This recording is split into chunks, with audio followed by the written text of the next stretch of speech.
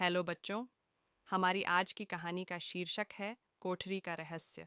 तो आओ हम मिलकर इसका आनंद लेते हैं। रवि एक पुरानी हवेली खरीदकर उसमें रहने आया था।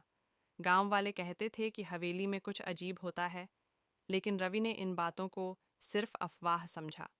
हवेली बहुत बड़ी थी, पर सबसे अजीब बात यह थी कि उसके एक कोने में एक पुरानी बंद कोठरी थी, जिसकी जंजीरें जंग लगी थीं। पहली ही रात रवि को लगा कि किसी ने कोठरी के दरवाजे को खटखटाया है, लेकिन जब उसने जाकर देखा तो वहां कोई नहीं था। अगले दिन उसने गांव के एक बूढ़े आदमी से इस कोठरी के बारे में पूछा। बूढ़े ने सहमे हुए कहा, इसे कभी मत खोलना, वरना तुम भी उनकी तरह खो जाओगे।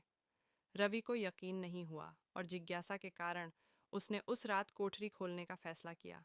आधी रात को टॉर्च लेकर वह कोठरी के पास पहुंचा, जंजीरों को हटाया और जैसे ही दरवाज़ा खोला, अंदर घना अंधेरा था। टॉर्च की रोशनी में उसे एक पुराना झूला दिखा, जो धीरे धीरे हिल रहा था, जबकि हवा तक नहीं थी। अचानक ठंडी हवा का झोंका आया और झूले पर कोई बैठ गया। रवि का दिल जोर से धड़कने लगा। उसने देखा कि एक छोटी बच्ची वहां बैठी थी, सफेद कपड़ों में। उसके चेहरे पर गहरे काले घाव थे और उसकी आंखों में कोई पुतलियां नहीं थीं, सिर्फ अंधेरा था।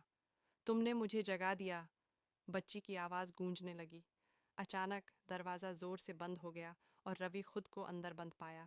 उसने चीखने की कोशिश की, लेकिन उसकी आवाज़ बाहर तक नहीं पहुंची।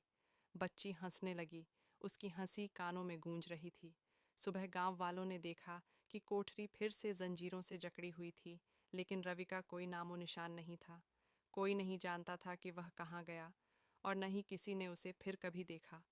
लेकिन जब भी कोई हवेली के पास जाता, कोठरी के अंदर से किसी के चीखने की आवाज़ें आतीं। शायद रवि अब भी वहाँ कैद था। आशा है कि आप सभी को ये कहानी सुनकर बहुत मज़ा आया होगा। अगर हाँ, तो चैनल को सब्सक्राइब करें और वीडियो को ज़्यादा से ज़्यादा लाइक और शेयर करें।